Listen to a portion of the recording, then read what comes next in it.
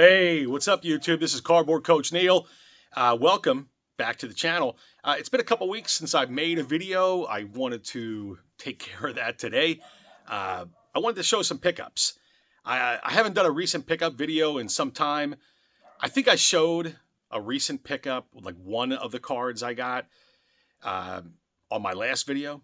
I don't remember, but I didn't show all of them. Nothing outrageous, but some cool stuff. So I wanted to show those as well as a gift from a fellow YouTuber, and also a recent MagPro, a custom MagPro order that came in. I finally stepped up to the plate and got these things, and they're pretty cool. I'm going to show them to you. Before I do that, today is Thursday, tomorrow is Friday, and tomorrow afternoon is the start of the 50th anniversary of the Philly Show. Philly Show started back in 1975. It's the longest running show in the country. Had a couple different venues, and I think other than during the pandemic, it has run several times a year since 1975. Actually, in the early days, it might have been just once a year, maybe twice. But the Philly Show runs 3 times in March, in September, and then again in December. If you haven't been to the Philly Show, if you're within a few hours of driving distance, I highly recommend going. It rivals the National. I've said that before a couple times. It's big. It's getting bigger, and tons and tons of vintage. I'm not going in with any specific wish list or want list, but I am going to be looking for some kind of unique, affordable Phillies and athletics type of stuff, just oddball things. Want to find a Dexter press bad. Couple of them. I need Bunning and I need Dick Allen. So again, there's a finder's fee for Dick Allen. And, but yeah, I want to show those pickups. So let's do it. All right. So the first thing I want to talk about, there is a channel out there, Tony Talks Cards. Great channel. Love his style, his content. And, the guy is just he's just a good guy. I'm going to put a link to his channel in the description. About 2 weeks ago, maybe a little bit less than that, I received a care package from Tony. And what a generous gesture. He knows I'm a Philadelphia fan. He sent me some nice, this is from the Conlon collection. This is Rube Oldring. And then we got, these are from Topps Archives. And I love this kind of stuff. I'm not a big modern collector, but anytime that you can see vintage cards, like kind of, reprinted again, it's just cool. I just like this kind of stuff. Earl Combs, of course, Hall of Famer, part of Murderer's Row. We got Eddie Mayo. Look at the green on that card. Got Bob Kane from the A's. These are mostly Phillies and A's types of cards. Mike Sandlock, Ted Kay, Lou Limmer. That's a nice looking card, actually. Some of these I'm going to have to look for in if I ever do like team sets. And I thought about doing it. There's so many projects, so little time, and even more so sometimes limited funds, right? Elmer Vallow, very good career with a couple different teams. Arnold Portocarrero, that's a name right there. I've said this before, but the 54 Topps, and of course this is in Archives, but it's identical to the 54 Topps. I was never a fan of the white background, but something about the A's cards just really, it just looks nice. I think it's just that blue and white with a little splash of green up there. I'm big into designs and just the way cards strike, and this is certainly one of them. Then we got Bill Renna, and then getting back, he must have known, or maybe I've said this, but Pete Rose and Mike Schmidt, they're my 2 favorite players of all time. And this is a Ralston Purina. I'll save the best for last, my favorite. This is an 81 Drake's. You got Schmitty in the background. That was a great. I have this set. I mean, this is the kind of stuff as a kid I loved getting. Mike Schmidt Italy disc, which I really like. These things are great. I mean, you know, how do you go wrong? If you're a fan of 70s baseball, these things are chock full of stars and Hall of Famers. And they're just different. They're just unique. I have a couple different issues of the rounded discs like this. I know Wiffle Ball has a bunch, but I showed that. This one, so I remember pulling this card as a kid. 1981 Fleer triple threat with Schmidt, Rose, and Boa. I wish Manny Trio. I remember as a kid thinking, oh, we should have had Manny Trio in there too, because he was tremendous and very clutch in the 1980 NLCS. But I've always liked combo cards. And,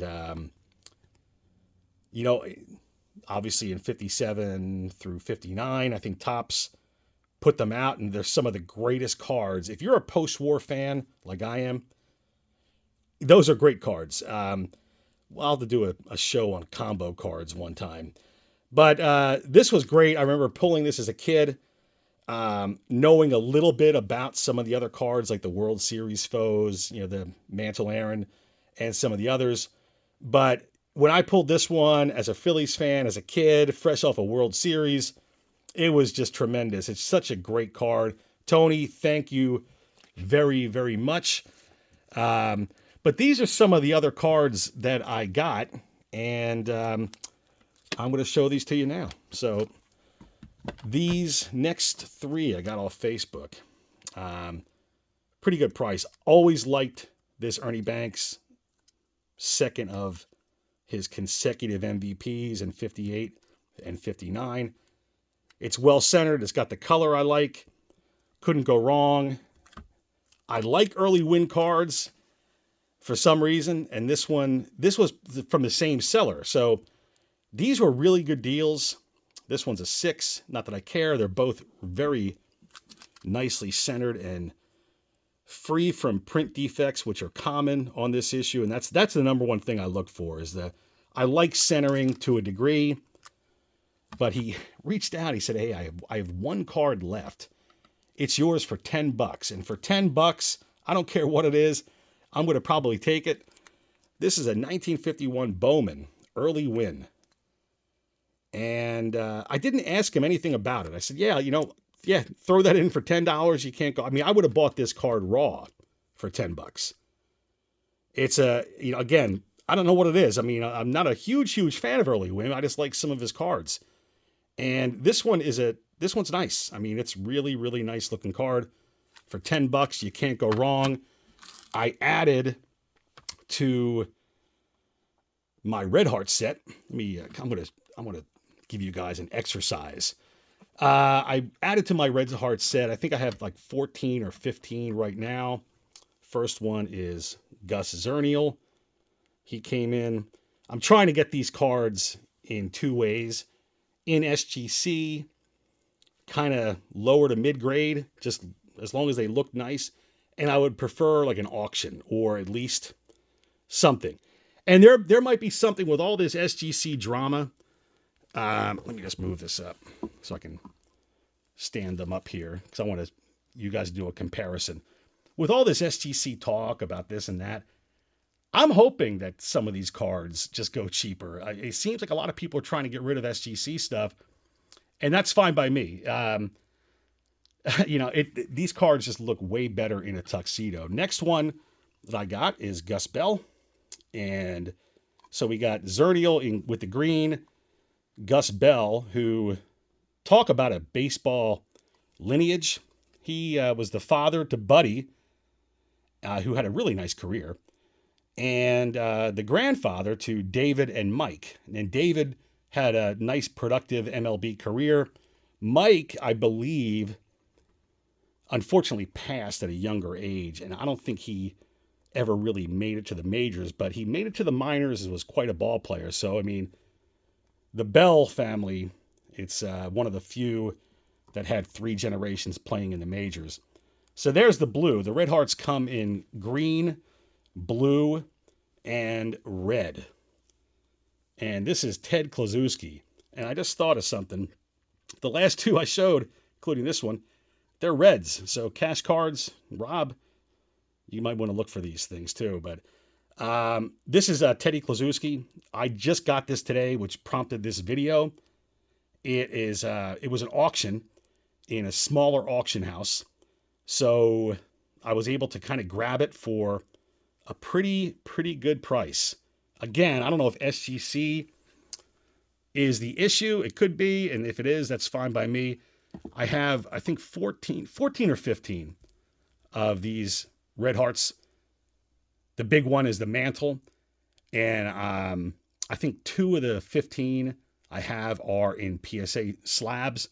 So I will buy PSA slabs if there's a deal. Like usual, I'm hoping it's an SGC, but if one presents itself in a PSA slab, I'm going to take it. And I'm probably going to cross it. I'm probably going to submit it to SGC. Probably, I don't know about cracking it out, but that's another story. But so these came in, I don't know which color I like the best. These came in green, red, and blue. And I just don't know which color. If you guys have a preference, or you guys, I don't know. Sometimes I go with green. Sometimes I say it's red. But I don't know. Blue is really, really nice too. So those are the Red Heart pickups to add. But what I'm really kind of chuckling about is I finally got. I see these on a lot of people's channels. I know J Average Vintage Collector has some, a few others, but Mangini, he's been showing these custom MagPro things for a while, and I finally bit the bullet and got my own. So I ordered 50 of them. It was just, I figured, you know what, I didn't put all 50, or I didn't put 50 cards in these things yet. Just kind of wanted to show, these are mostly going to be Phillies cards that I just kind of like. So you can see, I'll tell you, these things are crystal clear. Just really, really nice. There's just a very simple design. Kim, by the way, was fantastic to work with. If you guys are thinking about ordering a MagPro, they're cool. I mean, I like it. I just wanted something kind of plain. She said, how about this? I said, yeah, let's do it. So that's a 68 game card of Dick Allen, 1980 Kellogg's Pete Rose. Again, these are mostly going to be Phillies cards. Jim Bunning, Hall of Famer. Great card with the red and the gray. It just looks, I like this kind of stuff. I like, 65 Dallas Green, 1980 World Series champion. Really, really nice card. Pete Rose, my man.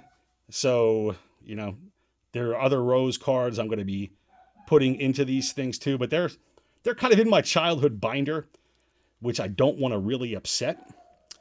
So, I don't know what I'm going to do, but a Rose collection is going to be restarted. I once completed the set a while back, but I'm going to probably do it and try it in like a little higher form. Another Dick Allen, 1976, his final year in the majors. And his final year, he came back to the Phillies in 75, and he should have never left. Dick Allen, it was just a different time back in the 60s, but so happy that he got into the Hall of Fame. And let me see here. This is a 1969 Milton Bradley Pete Rose. What's nice about these, they also sell for $1. I think you get 50 or 100 sleeves that fit perfectly in here. So you can take smaller cards like this and, kind of position them as you will, so they're not crooked all over the place. But I mean, it really does a nice little thing. I mean, these things are great to have. So again, highly recommend it. This is the first old card.